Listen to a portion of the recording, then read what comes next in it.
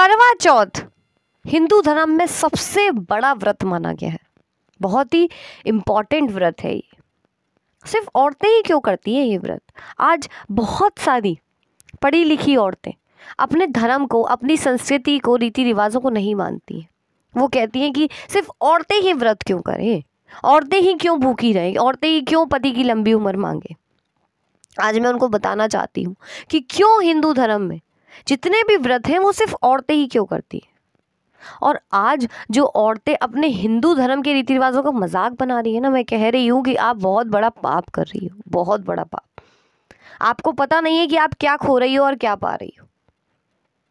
आज जो भी लोग ये प्रश्न करते हैं कि सिर्फ औरतें ही क्यों, मैं उनको एक बात बता दूं, भूखे रहना, अपनी भूख को मारना, प्यासे रहना कोई छोटी बात नहीं है, मामूली बात नहीं है, बहुत बड़ी बात है।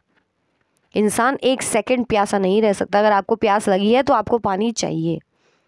पर हिंदू धर्म में करवा चौथ ऐसा व्रत बनाया गया है जिसमें आपको भूखा प्यासा रहना है, एक बूंद भी पानी नहीं पीना है।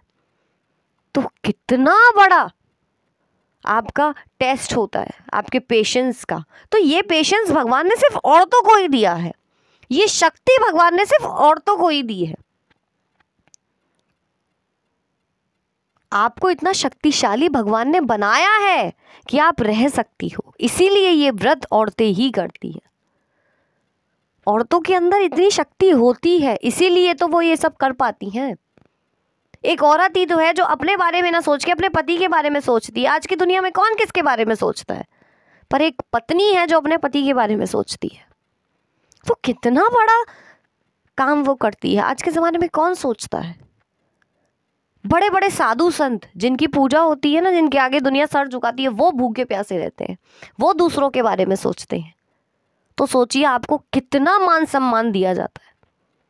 हिंदू धर्म में जितनी भी चीजें बनाई गई है ना, उसमें सबसे पहले औरतों को रखा गया है, औरतों को शक्तिशाली दिखाया गया है। पर पता नहीं क्यों आज हमारे ही हिंदू धर्म की औरतें खुद को कमज़ोर समझती हैं। उन्हें लगता है कि अरे हम कमज़ोर हैं, हमसे व्रत कराया जा रहा है, हमसे कहा जा रहा है कि चूड़ी पहनो, बिंदी लगाओ, पायल पहनो, बिछुए पहनो, क्योंकि उन्हें लगता है वो पढ़ाई से बहुत आगे चली गई हैं और ये जो जितने भी रीति रिवाज हैं उनको पिछड़ा बना रहे हैं। नहीं, ये जितनी भी चीज़ें बनाई गई हैं ना, साइंस से पहले बना दी गई हैं। साइंस भी सनातन धर्म को, हिंदू धर्म को मानती है कि हाँ, साइंस से बहुत आगे है हिंदू धर्म। जितनी भी चीज़ें हैं ना, ये 16 श्रृंगार की जो औरतें करती हैं। और आज मैं बता दूं, ये जो व्रत आप करते हैं, जिम वाले तो आज ये व्रत करवाते ही हैं आपकी बॉडी को डिटॉक्स कराने के लिए कि आप एक दिन ऐसे रहिए कि बिना खाए, बिना पानी पिए रहिए। सोचिए आपकी बॉडी कितनी गंदगी निकल जाती है। शारीरिक तौर पे आपको कितना मजबूत बनाया जा रहा है, आप ये देखिए। नहीं दिया गया ये सब आदमियों को क्योंकि वो नहीं कर सकते हैं, उनके अंदर ये शक्ति है ही नहीं। औरतों के अंदर ही है कि वो बिंदी लगा सके, सिंदूर भी लगा सके, पैरों में बिछुए भी पहन सके, पायल भी पहन सके, हाथों में चूड़ियां भी पहन सके और काम भी कर सके। ये काबिलियत सिर्फ औरतों के अंदर ही है। और जिनको लगता है ना ये ओल्ड फैशन चीजें हैं, इनसे हम गंवार लगते हैं, मैं उनको बता दूं, बिछुआ एक्यूप्रेशर का काम करता है। मतलब साइंस जिस चीज को आज कर रही है वो हमारा हिंदू धर्म बहुत पहले कर चुका है। पर अफसोस की बात यह है कि हमारी लड़कियां ही इस चीज को नहीं समझ पा रही।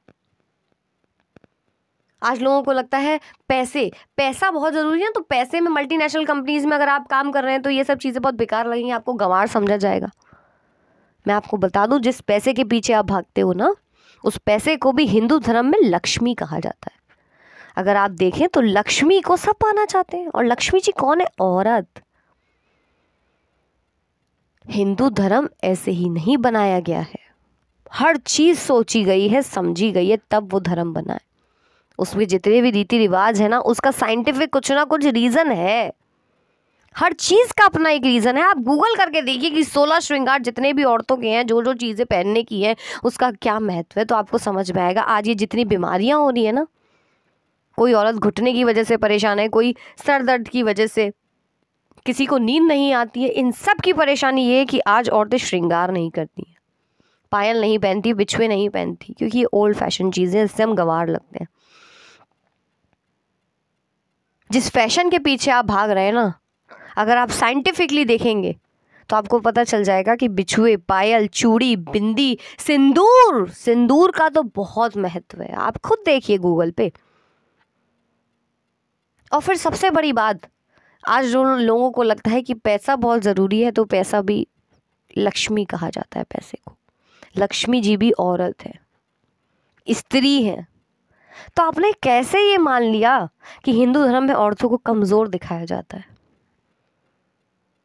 लक्ष्मी जी अगर अपने पति के चरणों में बैठी हैं, इसका मतलब ये नहीं है कि वो कमज़ोर है।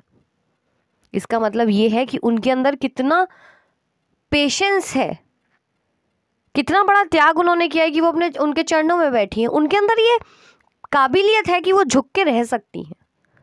झुकना भी बहुत बड़ी बात है, आज के समय में कोई नहीं झुक पाता है। आज औरतें भी नहीं झुक रही हैं, जो कि गलत है। लक्ष्मी जी का झुकना ये नहीं है कि उनका पति उनको झुका रहा है, उनको इन्फीरियर फील करा रहा है, नहीं। लक्ष्मी जी तो है ही, लक्ष्मी जी की पूजा होती है पहले। क्यों होती है? लक्ष्मी जी को सब पाना चाहते हैं। महत्व को समझिए हिंदू धर्म में औरतों को।